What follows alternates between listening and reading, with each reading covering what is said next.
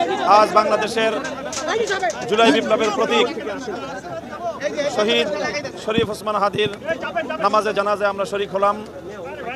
আজকে জাতীয় সংসদ ভবনের দক্ষিণ প্লাজায় মানিক মিয়া এভিনিউতে স্মরণকালের ঐতিহাসিক জানাজা বাঁধ ভাঙ্গা মানুষের এই স্রোত, এই জোয়ার প্রমাণ করে শরীফ ওসমান হাদি বাংলাদেশের মানুষের হৃদয়ে কতটা গভীর জায়গায় সে আসন গেড়েছিল।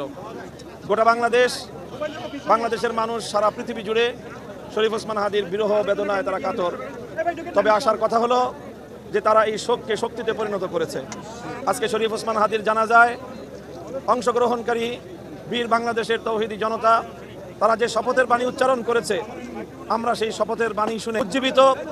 আমরা মনে করি খুনিরা শরীফ ওসমান হাদিকে হত্যা করার মধ্য দিয়ে জুলাই বিপ্লবকে ব্যর্থ করতে চেয়েছিল, কিন্তু আজকে শরীফ ওসমান হাদির এই আত্মত্যাগের মাধ্যমে বাংলাদেশের নতুন প্রজন্ম যেই সাহসী এবং যেই উদ্দীপনা তারা দেখিয়েছে এবং তারা যে শপথে উজ্জীবিত হয়েছে, আমরা মনে করি এর মাধ্যমে খুনি এবং তার ষড়যন্ত্রকারী সহযোগীরা তাদের ষড়যন্ত্র ব্যর্থ হয়েছে এবং শরীফ ওসমান হাদির যেই শাহাদাতের বদলা নেওয়ার জন্যে বাংলাদেশের মানুষ যেইভাবে শপথ গ্রহণ করেছে, এটি বাংলাদেশে আধিপত্যবাদের চূড়ান্তভাবে কবর রচনা করবে ইনশাআল্লাহ।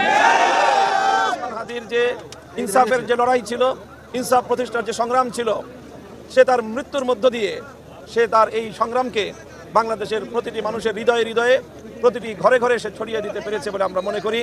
কাজেই শরীফ ওসমান বিন হাদির এই জীবন সময়ের দিক এবং সময়ের বিবেচনায় ক্ষুদ্র হতে পারে, কিন্তু কর্মের বিবেচনায় এবং লক্ষ্য উদ্দেশ্য অর্জনের বিবেচনায় একটি সফল এবং সার্থক জীবন বলে আমরা মনে করছি। আমরা বাংলাদেশের মানুষের কাছে আমরা এই আহ্বান জানাই যেন আধিপত্যবাদ বিরোধী এই সংগ্রাম এটা যেন আমরা অব্যাহত রাখতে পারি। তবেই আসলে শরীফ ওসমান বিন হাদির এই শাহাদাত এটি সত্যিকার অর্থে কার্যকর হবে এবং তার স্বপ্ন বাস্তবায়ন হবে ইনশাআল্লাহ।